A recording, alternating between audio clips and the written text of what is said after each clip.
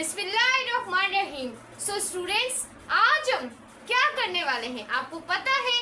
Thumbnail पर आप लोगों ने देख लिया होगा कि आज हम स्टोइकियोमेट्री कंप्लीट पढ़ने वाले हैं। बच्चे एमडी गेट के ईडी गेट दोनों की यहाँ पर जो चैप्टर है वो क्रिस्टल क्लियर करेंगे। इसके बाद आई थिंक आपको ये चैप्टर 11th में पढ़ना ना पड़े। फुल कॉन्सेप्ट पढ़ाऊंगी, बुक की कोई चीज नहीं छोड़ूंगी। उससे पहले मैंने वीडियोस अपलोड कर दी हैं लेक्चर बाय लेक्चर, वहां से जाके ऑन डिटेल और भी कॉन्सेप्ट को क्लियर कर सकते हैं। बट आज हम कंप्लीट चैप्टर की दुनिया को घूमेंगे, मोस्ट इम्पोर्टेंट कैलकुलेशन करेंगे, क्योंकि ये आपका चैप्टर ही कैलकुलेशन की बेस पर है। जितनी अच्छी आप कैलकुलेशन करते जाएंगे, क्योंकि एमडी गेट में आपके पास टाइम बहुत कम होता है, बहुत ज्यादा कम होते हैं, तो आपको एमसीक्यूज पर स्टिक करना होता है, तो वहाँ पर शॉर्ट ट्रिक्स लगाएंगे हम। ज्यादा मैं आपको लॉन्ग नहीं लेकर जाऊंगी, बस शॉर्ट ट्रिक्स लगाएंगे और चैप्टर आपका क्रिस्टल क्लियर हो जाएगा। उससे पहले इंट्रोडक्शन लेते हैं। माय नेम इज दुआ जहरा। जिस चैनल पे आप वीडियो देख रहे हैं उसका नाम है टीच दुआ। सो यहाँ पर हम स्टोइकियोमेट्री को स्टार्ट करेंगे। Most important MCQs and that calculation and numericals भी करेंगे। उसके बाद जो भी आपके क्वेश्चंस होंगे, क्वेरीज होंगी, उसे आप कमेंट में हमसे पूछ सकते हैं। तो जो न्यू बच्चे आए हैं जल्दी जल्दी सब्सक्राइब करें, लाइक करें, ताकि ऐसे ही हम हर ऑन शॉर्ट वीडियो आप लोगों के लिए अपलोड करते रहें। और लास्ट में एमडी गेट जब आप लोगों का आने वाला हो तो हम आप लोगों के लिए बेस्ट से बेस्ट वीडियो बनाते रहें। सो बिना टाइम को वेस्ट किए बगैर बच्चों लेट्स गेट स्टार्टेड। तो स्टोइकियोमेट्री बच्चों, मैंने आपको स्टोइकियोमेट्री की दुनिया पहले ही घुमा ली है, लेकिन डिटेल में आपको पढ़ाऊंगी। देखिए बच्चों, जहां पर आप पढ़ते हैं किसके बारे में, क्वालिटेटिव रिलेशनशिप, मतलब कि आपने क्लास मैट्रिक में पढ़ा था, चैप्टर कौन सा था पता है आप लोगों को, एनालिटिकल केमिस्ट्री। वहां पर आपने पढ़ा था बच्चों क्वांटिटेटिव क्या होता है और क्वालिटेटिव क्या होता है ना, ये रिलेशनशिप पढ़े थे। बट यहाँ पर हम क्वांटिटेटिव रिलेशनशिप बताएंगे किसके बिटवीन, यानी कि बीच में, रिएक्टेंट के और प्रोडक्ट में, जैसे कि केमिकल इक्विलिब्रियम हमने पढ़ा था क्लास मैट्रिक में चैप्टर 1 में। इस तरीके से केमिकल रिएक्शन जो यूजिंग करेंगे कि आपकी इक्वेशन क्या होनी चाहिए, बैलेंस केमिकल इक्वेशन में एक क्वांटिटेटिव रिलेशनशिप, उसे आप क्या बोलते हैं, स्टोइकियोमेट्री। बच्चों स्टोइकियोमेट्री में आप लोगों के पास लॉज आ जाते हैं, उन्हें ओबे करना होता है स्टोइकियोमेट्री में। अगर आपकी इक्वेशन बैलेंस नहीं है तो आप स्टोइकियोमेट्री नहीं कर सकते। कोई साइड रिएक्शन भी बच्चों वहां पर ओकर ना हो, और आपकी इक्वेशन क्या होनी चाहिए, एकदम बैलेंस होनी चाहिए। क्लियर हुआ? कोई कॉन्सेप्ट मैं नहीं छोड़ रही, बल्कि मैंने उन वीडियोस में पढ़ाया, बट आपको क्लियर हो। बच्चों मोल क्या होता है, एवोगैड्रो नंबर डिटेल में पढ़ाए हुए आप लोगों, बट मैं पढ़ाती हूँ फिर से। बच्चों मोल क्या होता है, बच्चों को मोल कभी नहीं समझ आता, आपको नहीं समझ आता, मुझे पता है आपकी कंफ्यूजन। मोल, जब आप क्या करें, अब देखिए आप लोगों के पास आ जाते हैं काफी ज्यादा, आप लोगों ने पढ़ेंगे, अभी मैं आपको पढ़ाऊंगी कि मोलर मास क्या होता है, मोलर वॉल्यूम क्या होता है। देखिए मोल, जब atomic mass of an element, molecular mass of molecule, atomic mass और सॉरी बच्चों ionic mass of ions and that formula mass of ionic compound. नहीं समझ आया बच्चों, जरा गौर से समझिएगा, क्योंकि इतनी डिटेल में आपको कोई नहीं बताएगा बच्चों की तरह। देखिए सब्सटेंस, बच्चों सब्सटेंस गौर से समझिएगा। सब्सटेंस के अंदर आप लोगों के पास 3-4 चीजें आ जाती हैं बच्चों, एटम, बच्चों मॉलिक्यूल, बच्चों फॉर्मूला यूनिट एंड दैट बच्चों आयंस, जिसे आप आयोनिक कंपाउंड्स भी कहते हैं। क्लियर हुआ बच्चों? तो यहाँ पर सब्सटेंस के अंदर आप लोगों के पास, आप एलिमेंट भी कह सकते हैं, मॉलिक्यूल भी कह सकते हैं, फॉर्मूला यूनिट भी कह सकते हैं। चले हम यहाँ पर एटम की जगह यहाँ पर क्या ले देते हैं, एलिमेंट ले लेते हैं। अगर हम बच्चों ऐसा करें, इसे हम एटम भी कहते हैं और इसे हम एलिमेंट भी कहते हैं, दोनों चीजें कह सकते हैं। अब बच्चों मोलर मास के अंदर भी हमारे पास आ जाते हैं, मोलर मास के अंदर भी हमारे पास जैसे एटॉमिक मास, मोलिक्यूलर मास, ऐसे मास लगाने, formula mass and ionic mass. Clear हुआ? अब देखिए डेफिनेशन कैसे बनेगी। देखिए देखना है।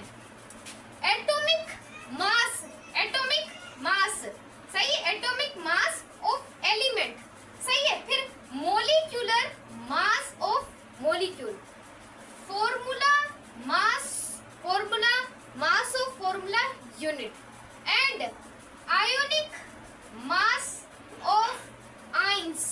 तो आप उसे जब एक्सप्रेस करें, बच्चों मैं बहुत सिंपल करके बता रहा हूँ, एक्सप्रेस करें जब 1 ग्राम में, तो बच्चों वो आप लोगों के पास क्या होता है, मोल होता है। बच्चों क्लास फर्स्ट ईयर में आपको इतनी डिटेल कोई नहीं बताएगा, मैं आपको सच बता रही हूँ। आई होप अभी आपको मोल का तो कॉन्सेप्ट ना हलवा हो गया हो ना, हलवा। मुझे भी नहीं मोल समझ आया था, बट ये जब मैंने सीख लिया तो मुझे मोल समझ आ गया। तो आप लोगों को भी मोल कुछ इस तरीके से क्या हो जाएगा, समझ आ जाएगा। अगर आप कोशिश करेंगे, कोशिश नहीं करेंगे तो आपको कोई चीज समझ नहीं आएगी फर्स्ट ईयर में। पढ़ना ज्यादा है, कॉन्सेप्ट को ज्यादा पढ़ना है, फिर ही फर्स्ट ईयर समझ आएगी। उसके बाद है बच्चों एवोगाड्रोस नंबर। ये तो बच्चों एवोगाड्रोस साइंटिस्ट था, उसने बताया। जैसे कि आप कोई भी केले लेने जाते हो या बनाना लेते जाते हो, तो आपको क्या केजी में करके नहीं बच्चों, वो आपको दर्जन में देते हैं। इस तरीके से जरा मेरी बात को सुनना है कि mass of any substance, substance में मैंने आपको बताया है atom, ions, molecule and formula units होते हैं, विच कंटेन, जो करते हैं इतने नंबर ऑफ पार्टिकल, 1 मोल में इतने नंबर ऑफ पार्टिकल हो। ये एक न्यूमेरिकल वैल्यू है जिसे हम क्या बोलते हैं, एवोगाड्रोस नंबर बोलते हैं। यानी कि मास हो एनी सब्सटेंस का जो क्या हो, कंटेन करे इतने नंबर ऑफ पार्टिकल, तो हम उसे क्या बोलते हैं, एवोगाड्रोस नंबर्स कहते हैं। ये आप डेफिनेशन को बढ़ा भी सकते हैं कि atomic mass of an element, ionic mass of ions, molecular mass, इस तरीके से करके आप लोगों ने यहाँ पर नंबर ऑफ पार्टिकल लिखे, आगे ये लिख के उसके बाद आपने 1 मोल का बता देना है, तो वो भी क्या हो जाएगा बच्चों, एवोगाड्रो नंबर। इतना बच्चों यहाँ पे डिफाइन नहीं किया हुआ, मैंने आपको बहुत डिफाइन कर दिया। उसके बाद है मोलर मास। मोलर मास बच्चों क्या होता है, ये बच्चों को समझ आता ही नहीं है, जितने भी देखे नहीं समझ आता। अब देखिए, it is the mass of 1 मोल। ये 1 मोल का मास, यहाँ पे ऐसे बोले जिसे m मास आ रहा है, 1 मोल का मास कर ले तो वो आप लोगों के पास है मोलर मास। मोलर वॉल्यूम क्या है, वॉल्यूम एक ऑक्यूपाई करे, यानी कि वहां पे मास ऑक्यूपाई करा था 1 मोल, यहाँ पर वॉल्यूम ऑक्यूपाई कर रहा है 1 मोल। और एनी गैस जो है 275 के, ये एमसीक्यूज भी आता है बच्चों, इसे याद रखना है। ये टेम्परेचर है और 1 atm आपका क्या है, प्रेशर है, सही है बच्चों। उसके बाद है molar volume of ideal gas. Molar volume जो है आइडियल गैस का, उससे आप स्टैंडर्ड टेम्परेचर, प्रेशर, जो कि आपके पास क्या है 24 dm क्यूब, ये आगे हम न्यूमेरिकल में यूज करने वाले प्रॉब्लम्स हैं। Any can be determined by. अब देखिए मोलर वॉल्यूम, देखिए हम, क्योंकि बच्चों ये मोलर वॉल्यूम, जब आपको मोलर वॉल्यूम मालूम करने का है, सो आपने ये वाला फॉर्मूला क्या करना है, यूज करना है, सही है बच्चों। ये वाला फॉर्मूला आपने यूज करना है। मोलर वॉल्यूम ऊपर मोलर मास रखना है, मोलर मास नीचे आपको क्या रखनी है, डेंसिटी रखनी है। तो आप इस तरीके से, ये तो बच्चों था इंट्रोडक्शन। अभी तो मैंने दुनिया ही घुमाई है आप लोगों को, अभी तो हलवा रहता है खाने के लिए। तो हलवा खाने के लिए, एग्जाम्पल सॉल्व करने के लिए चलते हैं अपने एग्जाम्पल्स की तरफ। बच्चों ये जो एग्जाम्पल्स है, इस तरीके से ही सवाल आपके पूछे जाएंगे एमडीके टेस्ट में। और ये जो एग्जाम्पल मैंने लिखी है, ये मोस्ट इम्पोर्टेंट और आपकी बुक की है। काफी बच्चे ऐसे होते हैं जिन्हें एग्जाम्पल बुक की समझ आती नहीं है, सो इस वजह से मैंने बोला A to Z आप लोगों को मैं एग्जाम्पल समझाऊं, क्योंकि ये जो पूरा चैप्टर है on the base of the calculation, calculation ही है इस चैप्टर में, कुछ भी नहीं है। बाकी चैप्टर तो आपके इंतहाई आसान है, क्योंकि इतनी कैलकुलेशन नहीं है बच्चों। जितनी फिजिक्स में कैलकुलेशन होती है ना, हम मैथ की दूसरी वो कहते हैं, जैसे कि मैथ क्या होती है, क्वीन होती है, इस तरीके से फिजिक्स क्या होता है, उसका किंग होता है। तो ऐसे लग रहा है कि ये भी भाई किंग ही है या क्वीन है। तो इसमें ज्यादा से ज्यादा क्या है बच्चों, कैलकुलेशन है। तो करते हैं कैलकुलेशन। तो यहाँ पर सबसे पहले एग्जांपल है कि calculate the number of moles. काफी बच्चे ऐसे होते हैं जिन्हें नंबर ऑफ मोल्स निकालना नहीं आते, टीचर नहीं समझाते, तो कोई बात नहीं, यहाँ पर समझते हैं। नंबर ऑफ मोल्स आपने निकालने हैं, जबकि आपको 25.5 ग्राम ऑफ सोडियम मेटल मौजूद है आप लोगों के पास। नंबर ऑफ मोल मालूम करने हैं, नंबर ऑफ मोल यानी कि नंबर ऑफ सोडियम आपने मालूम करने हैं। सो आपको जो मास लिखा हुआ है वो इतना लिखा हुआ है। आपने सबसे पहले क्या करना है बच्चों, उस सब्सटेंस का नाम देखना है। ये क्या है, सोडियम। सोडियम है। सोडियम का जो हमारे पास मोलर मास होता है वो हमारे पास कितना होता है, 23। आपको सबसे पहले कुछ ऐसे एटम हैं जिनके आपको मासेस याद करने पड़ेंगे, तभी बच्चों ये आप सॉल्व करेंगे। पीरियोडिक टेबल में काफी एलिमेंट है, लेकिन आप सिर्फ कुछ के नाम याद करें जो कि ज्यादा से ज्यादा पूछे जाते हैं। ज्यादा से ज्यादा पूछे जाते हैं वो 20 एलिमेंट्स होते हैं जिसके आने के चांसेस होते हैं, उसमें से ही बनकर आपके एमसीक्यूज आते हैं। तो उससे आपने थोड़ा सा पीरियोडिक टेबल को याद कर लेना है। तो बच्चों यहाँ पर इतने मिले हुए हैं। सिंपलीफाई आपको बच्चों करना है क्या है कि जो मास है वो लिखना है number of moles, number of sodium, और जो मोलर मास है वो आपको बच्चों नहीं रिक्वायर्ड होगा, वो आपको खुद करना पड़ेगा। तो ये क्या है, 23 ग्राम मोल है। तो यहाँ पर आपने क्या किया, इन दोनों को डिवाइड किया। सो आप लोगों के पास इतने नंबर ऑफ मोल्स होंगे किसके, सोडियम मेटल के। यहाँ पर लिखे हुए इतने नंबर ऑफ मोल्स होंगे। आई थिंक आप लोगों को बच्चे समझ आया हो। दूसरी एग्जाम्पल पढ़ते हैं, calculate the mass. Main important बच्चे इन तीनों बातों में कंफ्यूज होते हैं, तो कंफ्यूजिंग नॉट। यहाँ पर नंबर ऑफ मोल्स का कहा जा रहा था, यहाँ पर आपको मास का कहा जा रहा है, जबकि आपको मोल्स बच्चों मिले हुए। क्या मिले हुए बच्चों, मोल्स मिले हुए हैं आप लोगों को। तो बच्चों सिंपल कैलकुलेशन है, कुछ ज्यादा नहीं है, तो ये आप कर ना सके। नंबर ऑफ वाटर, वाटर की जो मोल्स है वो आपको 3.25 है, आपको उसका मास मालूम है। सॉल्यूशन मैंने आपको लिखा है, इसकी स्क्रीनशॉट लाजमी ले लेनी है। बहुत सीक्वेंस से मैंने लिखा है आप लोगों के लिए, इसकी स्क्रीनशॉट लेके यहाँ से तैयारी करनी है। अब देखिए मास, मास कितना है 3.25 बच्चों। उसके बाद मोलर मास। बच्चों अगर आपको मोल्स मालूम करने का कहे तो आप मोलर मास से डिवाइड करें। अगर आप लोगों को कहा जाए, अगेन रिपीट करी हूँ, मास कहा जाए तो बच्चों आपने क्या करना है, मल्टीप्लाई करना है इसको, जो आपको मास रिक्वायर्ड हो और मोल्स रिक्वायर्ड हो और आपको मास रिक्वायर्ड हो, और जो आपको मोलर मास बच्चों है, जैसे कि वाटर का क्या है 18 है। 18 बच्चों कैसे है वो मैं आपको सिखा दूं। जैसे कि हाइड्रोजन के 2 हैं, प्लस करेंगे 16 से तो कितना हो जाएगा बच्चों, 18 हो जाएगा।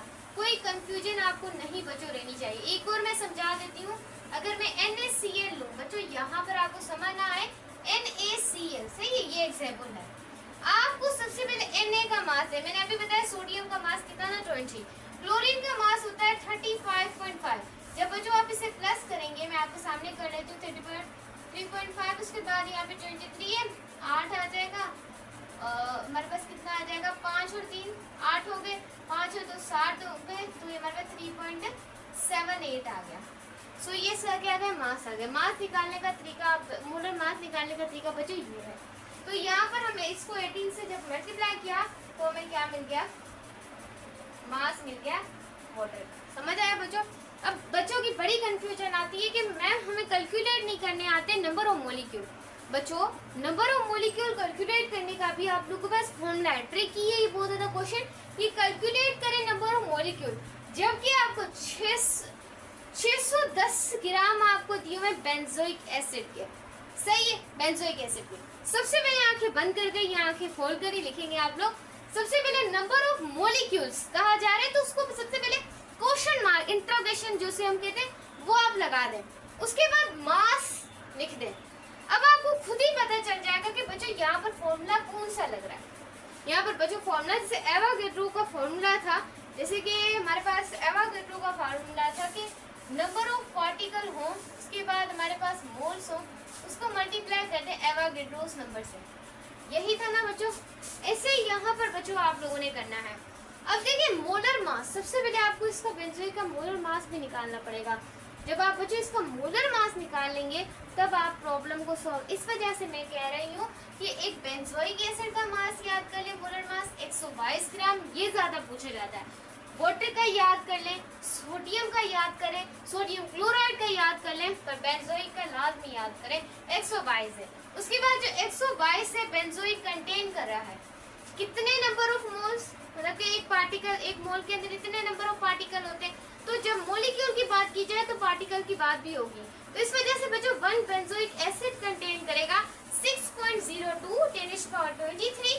डिवाइड करेंगे हम इसके मोलर मास से बच्चों, मल्टीप्लाई करेंगे 630 से।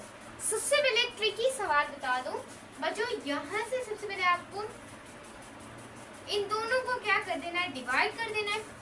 डिवाइड करने के बाद इनको मल्टीप्लाई कर देना है, तो सही तरीके से आंसर आएगा बच्चों। इस वजह से 610 ग्राम थे बेंजोइक एसिड ने उसने क्या किए, कंटेन किए। और यहाँ पर जब आप कैलकुलेशन करेंगे तो आपके पास मॉलिक्यूल्स ऑफ बेंजोइक एसिड आ जाएंगे। बच्चों अब हम सेल्फ असेसमेंट क्वेश्चन की तरफ चलेंगे। बच्चों इसके बाद आपके कुछ और एग्जाम्पल से वो भी बिल्कुल इसी तरीके से होने वाले हैं। ज़्यादा हम अपना टाइम वेस्ट नहीं करेंगे, मोस्ट इम्पोर्टेंट सवालात को बच्चों क्या करेंगे, सॉल्व करेंगे। तो सेल्फ असेसमेंट क्वेश्चन आपकी बुक में सॉल्व नहीं किया हुआ, सिर्फ आपको दिया हुआ है, तो बच्चों वो आपको करना पड़ेगा। तो चलते हैं सेल्फ असेसमेंट क्वेश्चन की वाले हैं बच्चों। मोस्ट इम्पोर्टेंट जो एमडी ग्रेड में आने के बहुत चांसेस होते हैं, जो कि आपकी बुक के अंदर आप लोगों को दिखाई नहीं देते, वो बच्चों होते हैं सेल्फ असेसमेंट क्वेश्चंस। बच्चों ये आपको सॉल्व भी नहीं किए होते बुक में, ये बुक वाला देखना चाहता होता है जिसने ये बुक लिखी है कि ये बच्चे इसकी तरफ कुछ हैं, 100 में से 1% जो इसको देखेंगे। बाकी इस वजह से तो बच्चों एमडी ग्रेड की जो हमारे पास शीटें होती हैं वो बहुत ज़्यादा क्या होती है, कम होती है। पूरे सिंध में हमारे पास कितनी होती हैं, 40-50 इतनी सीटें होती है, और कंपटीशन बच्चों का इतना सारा होता है। उनमें से जो 1% बच्चा होता है, देखिए 6000 बच्चे होंगे तो एक बच्चा ये करेगा। तो आप इस वीडियो में आपको सब सारे बच्चे देखेंगे, जितने भी आए बच्चों लाइक सब्सक्राइब लाजमी करना है, क्योंकि ये बहुत मेहनत है आप लोगों के लिए लिखना और इसे सोल्व करना खुद से बहुत ज्यादा है। सो ये जो बच्चों ने समझ लिया ना बच्चों, ये आपकी बुक में नहीं लिखा हुआ, लेकिन आपको गौर अप करना है, वो जो आप करते नहीं हो ना। इस वजह से मैंने मेन थिंग बच्चों यहाँ पे लिख दी है, इसको अपनी दिल जान लगाकर सीखना है। अगर आप सीखेंगे तो आप एमडी ग्रेड में अच्छा मार्क्स सिक्योर कर सकते हैं, क्योंकि मुझे लगता है कि बच्चों को फिजिक्स मुश्किल लगती है और बच्चों आपको बायोलॉजी आसान लगती है, क्योंकि बायोलॉजी है ही आसान, मैं नहीं बोल रही कि मुश्किल है, आप समझ जाते हैं। लेकिन अभी ऐसा लग रहा है कि फिजिक्स से ज़्यादा हार्ड क्या है, आपकी केमिस्ट्री है, तो केमिस्ट्री के ऊपर भी ज़्यादा से ज़्यादा फोकस करें। फिजिक्स के तो आपको पूरे लेक्चर मैंने अपलोड कर दिए, न्यूमेरिकल भी करवा दिए, तो फिजिक्स वहाँ से पढ़ सकते हैं। हो सका तो मैं एमडी ग्रेड में आप लोगों के लिए ऑन शोर वीडियो भी फिजिक्स की भी तैयार करूँगी, जैसे ये किया। चलो बच्चों बिना टाइम को वेस्ट किए बगैर अब कर रहे हैं इसे सोल्व। मेरा गौर से समझना है, वीडियो का मोस्ट इम्पोर्टेंट पार्ट ही है ये बच्चों। अब देखिए ग्रेफाइट जो कि बच्चों पेंसिल के अंदर होती है, graphite is 1-2 crystal line drums है जो कि कार्बन की, जो कि बीच कंस्टिट्यूएंट कंपोनेंट है लीड पेंसिल। यहाँ पर आपको बच्चों क्या मालूम करना है, जरा ये देखें, how many atoms of carbon, कितने एटम्स होंगे कार्बन के। उसके बाद 360 ग्राम ऑफ ग्रेफाइट, जबकि आपको 360 ग्राम ग्रेफाइट नहीं समझ आया तो डेटा की मदद से समझते हैं बच्चों। यहाँ पर आपने देखना है कि मास ऑफ कार्बन एटम, मास दिया हुआ है, जरा पढ़ें क्या है, हाउ मेनी एटम मालूम करने थे, उसके बाद आप लोगों को क्या मालूम करने थे, एटम एंड मोल्स। जबकि आपको मास दिया हुआ ग्राम है, तो बच्चों समझ जाना है मास है, मास की बात हो रही है तो ग्राम में बात हो गई। समझ आया बच्चों? आई थिंक आपको सब कुछ समझ आ रहा हो, क्योंकि मैंने बहुत ज्यादा यहाँ पर लिखा है ऐसे अंदाज से कि आपको समझ आए बस समझ आए ना। उसके बाद है आपको कैसे मालूम करें बच्चों, अगर आपने कोई भी चीज बच्चों मालूम करनी होती है तो सबसे पहले हम मोल्स निकालते हैं। जैसे कि आप कोई भी आप लोगों के पास गन है, गन के अंदर क्या हो, गोली ना हो, गोली थी ना हो, तो आप कैसे चलाएंगे उसे, सामने आके आपका दुश्मन खड़ा हो जाएगा, आपकी बंदूक में गोली ही नहीं है तो वो आपको मार के चला जाएगा। ऐसे ही बच्चों ये है, गोली थी मतलब कि उसके अंदर होगा ही नहीं, यानी कि पार्टिकल कैसे निकालेंगे जब बच्चों मोल ही नहीं होंगे, खाली गोली है लेकर रख लो चलेगा ऐसे, जब उसके अंदर कुछ डलेगा। इस वजह से ये भी कुछ ऐसी चीज है। अंदाज सीखे मैं क्या आपको बोलना चाह रही हूँ, वो जो mole is the main thing, mole निकालने पड़ते हैं तब पार्टिकल निकलते हैं। मोल निकाल मैंने आपको वीडियो पे भी सिखाया था, mass mass relationship, mass volume relationship, volume relationship, सब मैंने आपको पढ़ा दिया। वॉल्यूम निकालना इंतहाई इजी है, वो भी मैं आपको बताऊंगी। अब देखिए बच्चों मोल्स मालूम करने ज्यादा बातें नहीं करते, यहाँ पर आपको मास दिया हुआ है 360 ग्राम, 360 कार्बन का। बच्चों देखिए मोलर मास में आपको बताया कि नहीं गिवन होगा, तो याद रख रहे इसका मोलर मास होता है 12 बच्चों कार्बन का, ऑक्सीजन का होता है 16, सोडियम का 23 मैंने अभी सिखाया था आप लोगों को, बेंजोइक का हमारे पास था 122, जितने भी मैंने अभी सोल्व करवाए। वाटर का था बच्चों 18, बस ये वाला याद रख ले, और सोडियम क्लोराइड का भी याद रखें 58.5। तो ये मैंने आपको करवाया, देखिए मैंने लिख भी दिए कि आपको कोई कंफ्यूजन आ रहा है। अब इससे आप लोगों को डिवाइड करवा देना है। जब आप लोगों के पास नंबर ऑफ मोल्स कितने आएंगे 13 मोल्स। कितने नंबर ऑफ मोल्स आएंगे 13 मोल्स। उसके बाद है moles of carbon. Moles of carbon कितने दिए हैं बच्चों 30 आए, यहाँ पर कितने हैं 30। अब मोल्स को पुट कर ही हम इजीली इसे क्या कर सकते हैं बच्चों सॉल्व कर सकते हैं। नंबर ऑफ पार्टिकल बराबर होते हैं, मतलब कि नंबर ऑफ पार्टिकल निकालने के लिए आपको मोल्स से मल्टीप्लाई करना होता है एवोगाड्रो नंबर से। समझ आया बच्चों। अब देखिए ये आप लोगों के पास क्या नंबर ऑफ पार्टिकल है। नंबर ऑफ पार्टिकल आपको नंबर ऑफ मोल्स कितने गिवन है 13 गिवन है, मल्टीप्लाई कर देना है एवोगाड्रोस नंबर के साथ। सही है, मल्टीप्लाई करेंगे तो नंबर ऑफ पार्टिकल्स आ जाएंगे। हलवा किया, हलवा हुआ ना बच्चों, हलवा खाओ, साथ में सब्सक्राइब करो, लाइक भी करो, शेयर भी करो, सब कुछ करो। हाँ, कमेंट भी अच्छा सा करो। क्या समझ आया आपको? क्या दूसरा लेक्चर बनाया जाए एटॉमिक स्ट्रक्चर के ऊपर, ये सी जोड़ बनाई जाए। उसके बाद आप लोगों के पास बच्चों आया एटम्स ऑफ कार्बन। आ गए बच्चों, तालियां बजाएं अपनी टीचर के लिए। ये इसकी आप लोगों ने स्क्रीनशॉट ले लेनी है। अगर आपको ये सारा मैंने इससे कर दिया है तो भी आप लोगों ने स्क्रीनशॉट ले लेना है। वो जो पहले मैं कहीं ऐसे से फिरूंगी तो आप स्क्रीनशॉट पहले ही ले लीजिएगा, जब मैंने आपको समझाएगा वरना आप इसकी भी ले सकते हैं। सही है बच्चों, ये जो है ना ये आपकी बुक में सॉल्व नहीं है, मैंने खुद सॉल्व किया आप लोगों के लिए।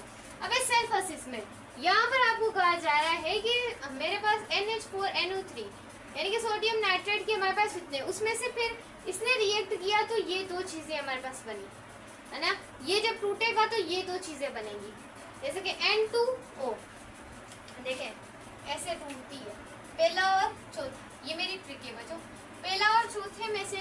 अब देखिए NH नहीं आएगा, H वाटर के लिए चला जाएगा, NO N के आप लोगों के पास कितने ले लेने हैं दो, ये वाले दोनों N क्या चले जाएंगे यहाँ पर चले जाएंगे, बल्कि पहला तीसरा और चौथा। सही है, N2 N क्या बच्चों हो गया O। उसके बाद आप लोगों के पास क्या बचा बच्चों, जरा गौर से देखना है। सो आप लोगों में हाइड्रोजन कितने हो गए 4, और यहाँ पर आपके ऑक्सीजन कितने हो गए 4। सही है, यहाँ पर रकम लगी हो तो दोनों ऑक्सीजन 2 है, 2 होंगे क्योंकि यहाँ पर 2 होगा, और यहाँ पे हाइड्रोजन कितने, तो इक्वेशन हमारी क्या है बैलेंस है। उसके बाद बैलेंस, सबसे पहले मैंने आपको बताना है कि इक्वेशन बैलेंस होगी तभी बच्चों कोई काम होगा, वरना आप करते रह जाएंगे, आंसर नहीं आएगा। उसके बाद है मोल्स ऑफ NH4NO3। आपको सबसे पहले इसकी मोल्स निकालने पड़ेंगे बच्चों। मैंने अभी आपको बताया, अभी आपको मैंने इतना टाइम लगा के बताया कि आप लोगों ने मोलर मास कैसे फाइंड करना है। सो सबसे पहले आपको नंबर ऑफ मोल्स, कोई भी चीज़ मालूम करना चाह रहे, मैंने सबसे पहले आपको बताया कि आप नंबर ऑफ मोल्स फाइंड करें। तो नंबर ऑफ मोल्स मास को डिवाइड करना है मोलर मास से। आप लोगों को इसका जो है आप लोगों को रिक्वायर्ड है, मैंने यहाँ पर सवाल ही लिखा 200 रिक्वायर्ड है इसका मास, और 80 हमने क्या निकाला मोलर मास। जब बच्चों आप इसको डिवाइड करेंगे तो 2.5 क्या आ जाएंगे हमारे पास मोल आ जाएंगे।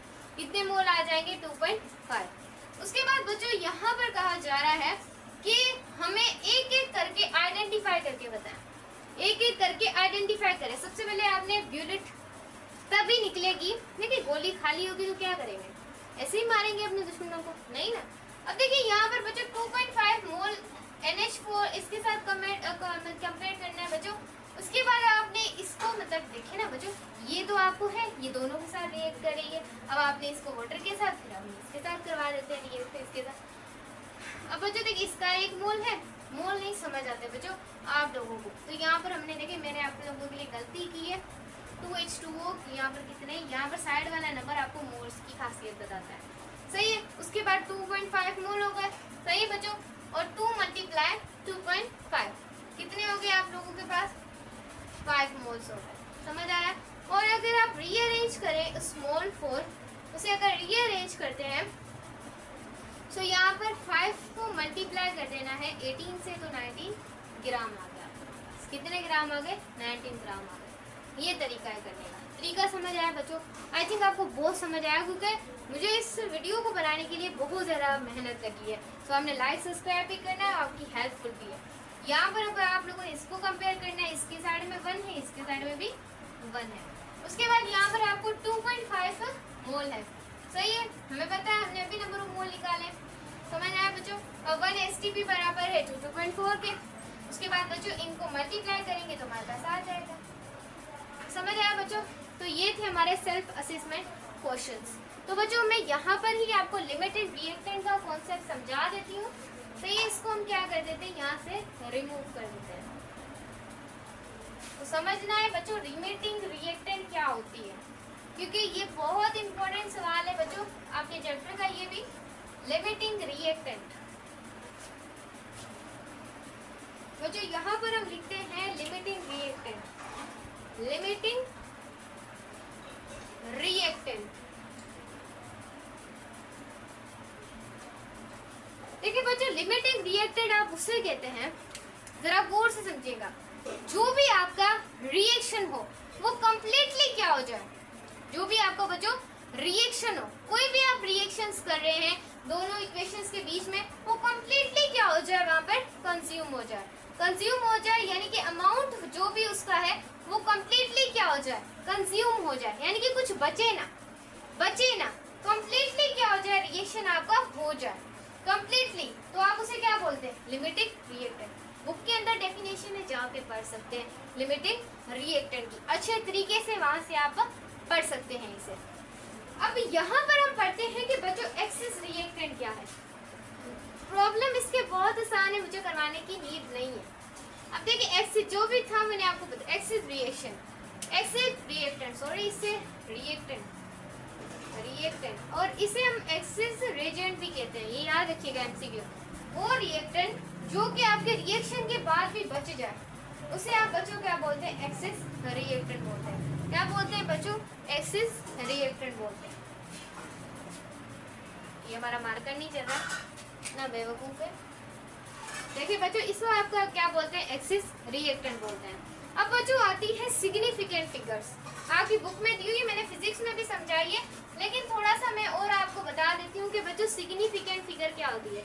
मैं ओनली नाम लिख रही हूँ, वीडियो आपने देख लेनी है जो मैंने आपको बिल्कुल डिटेल में समझाया। ठीक है, सिग्निफिकेंट फिगर बच्चों क्या होता है, इसको आप लोगों ने अच्छे तरीके से समझेंगे तब ही आप लोगों को क्या आएंगे, समझ आएंगे। इसमें आप लोगों के पास नॉन जीरो कुछ डाउटफुल डिजिट होते हैं और कुछ आप लोगों के डिजिट्स होते हैं जहां पर आप लोगों को बताया जाता है नॉन जीरो क्या होते हैं, लीडिंग जीरो क्या होते हैं, ट्रेलिंग जीरो क्या होते हैं। ये सारा कॉन्सेप्ट आप लोगों को बताता है सिग्निफिकेंट फिगर, यानी कि डाउटफुल डिजिट और अननोन जो डिजिट होते हैं वो आपको बुक के अंदर डेफिनेशन लिखी हुई है। कंप्लीटली आप लोगों को क्या बताया हुआ है, सिग्निफिकेंट फिगर के बारे में क्या हुआ है, बताया गया है आप लोगों को। तो यहाँ पर मैं आपको थोड़ा सा समझा देती हूँ। कुछ आप लोगों के पास होते हैं नॉन जीरो कैसे, जैसे 101 290 364, ये नॉन जीरो है। ये नॉन जीरो नंबर आप लोग कंप्लीटली काउंट होंगे 1 2 3 4 5 6 7 8 9। तो यहाँ पर आपके सिग्निफिकेंट कितने 9, ये तो बच्चों आसान है। अब आते हैं आप लोगों के, गौर से देखिएगा, लीडिंग जीरो।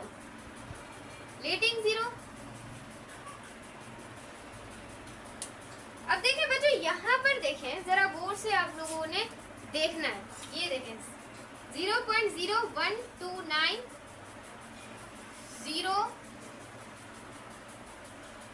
अब देखें ये आप लोगों के जीरो काउंट नहीं होते, ये जीरो यहीं से क्या हो जाते हैं, कट हो जाते हैं। और यहाँ पर जो आप लोगों के बचते हैं आपके क्या होते हैं, सिग्निफिकेंट 1 2 3 4 5 6, कितने हुए सिग्निफिकेंट बच्चों, 6 हुए। ये तो बहुत आसान है बच्चों, इतना आसान है। अगर आप लोगों का डेसिमल पॉइंट ना हो तो वो जीरो काउंट नहीं होंगे। कैसे, अब देखिए 10200, तो ये जीरो काउंट नहीं होगी क्योंकि डेसिमल नहीं है। सिग्निफिकेंट कितने हुए, 3, बिटवीन होगा तो काउंट हो जाएगा। उसके बाद आपका ये कभी कभी हो भी सकते हैं सिग्निफिकेंट, कभी कभी सिग्निफिकेंट नहीं भी हो सकते। सही है बच्चों, समझ आया कॉन्सेप्ट। उसके बाद कुछ अगर बच्चों ये वाली वैल्यू आ जाए 294602, ये वाली अगर बच्चों वैल्यू आ जाती है, कोई भी कॉम्पिटिटिव एग्जाम है आप लोगों के, एमडी के डी है, तो यहाँ पर ये वाली वैल्यू अब आपको आइडेंटिफाई करना है इस वैल्यू को। अगर मैं यहाँ पर लिख देती हूँ 47 लिख देती हूँ। अब ओड अगर आपको कोई ओड नंबर होगा, अगर वो 5 से बड़ी वैल्यू होगी या 5 होनी चाहिए, 5 से छोटी नहीं होनी चाहिए। अगर आपकी ओड नंबर है तो उसमें हम एक ऐड करेंगे। अगर आपका 5 है, यहाँ पर भले आपका क्या है इवन नंबर है, तो भी वो क्या हो जाएगा, ऐड हो जाएगा। अगर आपका सामने वाला अगर सामने वाला आपका इवन नंबर है सो उसमें वो क्या होगा, ऐड नहीं होगा। इवन नंबर को हम ऐड नहीं करेंगे, भले वो 7 हो 8 हो, और जो आपका ओड नंबर होगा उसे आप कर सकते हैं। ये कॉन्सेप्ट ज्यादा से ज्यादा नहीं पूछा जाता, तो मैं ज्यादा इसके ऊपर आपका टाइम नहीं करूँ। अगर आपको कहा जाए इसको 3 डिजिट में ब्रेक करो, तो आप लोगों ने कैसे करना है ये थोड़ा समझे। 3 डिजिट में कैसे, अब ये क्या है 5 से बड़ा है तो ए भले ऐड हो जाएगा इसमें, तो ये यहाँ से क्या हो गया, रिमूव हो गया। ये इसके साथ ऐड हो जाएगा तो ये यहाँ से क्या हो गया, रिमूव हो गया। सो इस तरीके से ये रिमूव करते जाना है। हमने 3 डिजिट तक लाना। ये क्या था, 6 था 5 से बड़ा था, तो एक ऐड हो जाएगा, तो ये क्या हो जाएगा 29। ये हमने 3 डिजिट में क्या कर दिया बच्चों, ब्रेक कर दिया। इतना डिटेल में बच्चों कोई नहीं बताएगा, मार्केट नहीं है, लेकिन मैं आपको बता रही हूँ, लाइक सब्सक्राइब कर देना है, सही है। उसके बाद बच्चों यहाँ पर आ रहा है कि आप लोगों के पास आ जाती है साइंटिफिक नोटेशन, जिसे आप एक्सपोनेंशियल नोटेशन भी कहते हैं बच्चों को, वो जिसमें आप रेड्यूस नंबर करते हैं। कैसे बच्चों, अब अगर हम एक बात करें एवोगैड्रोस नंबर की, वो इतनी बड़ी है 6.02 2 to 10⁻23 में इतने 1 2 3 4 5 6 7 8 9 10 11 12 13 14 15 16 17 18 19 20 21 22 23। अब इतनी बड़ी मैं वैल्यू लिखूं क्या बच्चों, तो इस वजह से हमने इसे क्या किया, इनके नंबर को रिड्यूस कर हमने एक साइंटिफिक नोटेशन में लिख दिया। तो बच्चों आप इसे क्या बोलते हैं, साइंटिफिक नोटेशन, यानी कि नंबर को रिड्यूस कर छोटी फॉर्म में लाना, सही है बच्चों। एक आप लोगों के पास होता है स्टैंडर्ड नोटेशन। स्टैंडर्ड नोटेशन में क्या करते हैं, आप सीधे नंबर्स लिख देते हैं, बिल्कुल क्या लिख देते हैं, सीधे नंबर्स लिख देते हैं। कैसे, एक स्टैंडर्ड फॉर्म में, इसे स्टैंडर्ड फॉर्म में लिखते हैं, जैसे कोई भी वैल्यू 296090296, तो ये आप लोगों की क्या हो जाती है, स्टैंडर्ड फॉर्म, और ये आप लोगों की क्या हो जाती है, साइंटिफिक फॉर्म हो जाती है। चैप्टर में और कुछ रह गया याद करूँ, हाँ बच्चों रह गया है आपका, थोड़ा वो भी बता देती हूँ, क्योंकि मैं ऑन शोर बनाई तो कोई चीज़ रह ना जाए ना। ये तो आपके ऐसे ही टॉपिक है, ऐसे ही मतलब के टॉपिक है जो भी इम्पोर्टेंट थी ना, वो मैंने आपको करवा दी है। ये भी ना रह जाए, लास्ट टॉपिक है वो आप लोगों के पास है, क्या है बच्चों, याद है आप लोगों को आगे क्या पढ़ने वाले हैं, थ्योरेटिकल एड। मुझे याद है तो आपको कैसे नहीं याद होगा मेरे स्टूडेंट है। उसके बाद है प्रैक्टिकल एड, या आप उसे कह सकते हैं actual ad, MCQs point of use. और उसके बाद आपके पास आती है पर्सन एड, क्या आ जाती है बच्चों, पर्सन एड आ जाती है ना, यही एड होती है आप लोगों के पास। अब बच्चों देखिए, गौर से देखना है, मतलब कि अमाउंट होता है आप लोगों का। थ्योरेटिकल एड आपको खुद सॉल्व करना, जैसे कि हमने थ्योरेटिकल की मदद से बुक में डेफिनेशन लिखी हुई है, मैं आपको सिर्फ सिंप्लीफिकेशन दूंगी। थ्योरेटिकल एड आप लोगों के पास अमाउंट होती है एक, जो आप खुद सॉल्व करते हैं, यानी कि बैलेंस अमाउंट होती है, सो आप थ्योरेटिकल एड कहते हैं। प्रैक्टिकल एड, एक्चुअल एड, ये आपको एक्सपेरिमेंट के थ्रू करनी पड़ती है। जैसे कि आप लोगों के पास एक्यूरेसी एंड आता एरर्स एंड अनसर्टेनिटी वाला आप लोगों के पास आता है, जो कि आपकी फिजिक्स के अंदर है। ऐसे ही बच्चों आपको एक्सपेरिमेंट, कभी कभी साइंटिस्ट वैल्यू गलत भी निकाल सकते हैं, या किसी एक्सपेरिमेंट सही नहीं होता, सिस्टमेटिक एरर होता है, रैंडम एरर होता है। आई थिंक ये भी आपके ना लेक्चर में था, किसमें था, एरर्स भी थे आप लोगों के। सो मैं थोड़ा एरर्स के बारे में भी बता दूं बच्चों। एरर्स वो गलती होती है, अनसर्टेनिटी, जो अनसर्टेनिटी होती है वो इंसान खुद ही गैर यकीनियत होती है, मतलब कि उसे अपनी वैल्यू पर यकीन ही नहीं होता कि मैंने ये वैल्यू सही निकाली है या फिर क्या निकाली है, गलत निकाली है, गैर यकीनियत जिसे आप कहते हैं। तो इसके 2 टाइप होते हैं बच्चों, एक सिस्टमेटिक होता है, एक बच्चों क्या होता है, रैंडम एरर होता है। रैंडम एरर बच्चों किस वजह से आता है, ये इन्वॉल्वमेंट की वजह से आता है। सिस्टमेटिक एरर आपके जो सिस्टम खराब होता है, या फिर वो ऐसा पर्सन हो जिसे कुछ आता ही ना हो, ऐसे ही आके बैठ गया हो। मैंने बहुत डिटेल में आपको ये टॉपिक पढ़ाए हुए फिजिक्स में, तो आप वहाँ से पढ़ सकते हैं। मुझे हंसी आ रही पढ़ाते हुए। अब वो जो रैंडम है वो एनवायरनमेंट की वजह से आ सकता है, ऑब्जर्वेशन, ये सारे आप लोगों के पास आ जाते हैं। तो इस वजह से यह आप लोगों को क्या एक्सपेरिमेंट के थ्रू सॉल्व करना पड़ता है। अब परसेंटेज अमाउंट होता है आप लोगों का, इसका theoretical and practical actual and. So इसका जो फॉर्मूला होता है बच्चों, यहाँ पर इसको रिमूव करके फॉर्मूला लिख देते हैं कि आपकी परसेंट यील्ड बराबर होती है थ्योरेटिकल यील्ड, और किसके बराबर होती है, प्रैक्टिकल यील्ड। ये इसका क्या होता है बच्चों, फॉर्मूला होता है। जिसने ये लेक्चर समझ लिया बच्चों, फॉर्मूला तो खुद ही निकाल लेगा। सही है बच्चों, ये चीज आपको याद, सवाल में आपको थ्योरेटिकल दी होगी, प्रैक्टिकल मालूम करनी होगी। जैसे कि आप लोगों को बच्चों मैं सपोज कर रही हूँ परसेंट यील्ड निकाल रहे हैं आप लोग, तो परसेंट यील्ड निकाल रहे हैं तो आपको थ्योरेटिकल यील्ड जैसे मिली हुई है 6 पॉइंट, मैं यहाँ पर लिख देती हूँ 29.40 मिली हुई है। अब प्रैक्टिकल यील्ड मेरे ख्याल से आप लोगों की आई है 49.60। सो ये जो आप लोगों की निकलेगी ना, ये आपकी क्या होगी बच्चों, परसेंट यील्ड होगी। ये आपकी परसेंटेज, जैसे कि मैं सपोज कर रही हूँ कि आपकी आई है 75%, तो इस तरीके से आप क्या कर सकते हैं, आप अपनी यील्ड्स को मालूम कर सकते हैं। सो ये थी बच्चों आपकी ऑन शॉट वीडियो, पूरा चैप्टर घुमा दिया आपको, पूरी दुनिया घुमा दी पहले चैप्टर में। इतनी आप लोगों के लिए मैंने मेहनत की है, और आप लोगों को आई थिंक कुछ समझ आया हो। वीडियो को लाइक करना है, चैनल को सब्सक्राइब करना है, अपने फ्रेंड्स में शेयर करना है जो कि पीड अफोर्ड नहीं कर सकते, अच्छा नहीं पढ़ सकते, गवर्नमेंट्स में बचे, तो वो यहाँ से पढ़ सकते हैं। तो मिलते हैं बच्चों अच्छी और वीडियो के साथ, अच्छी ऑन शॉट के साथ। तब तक के लिए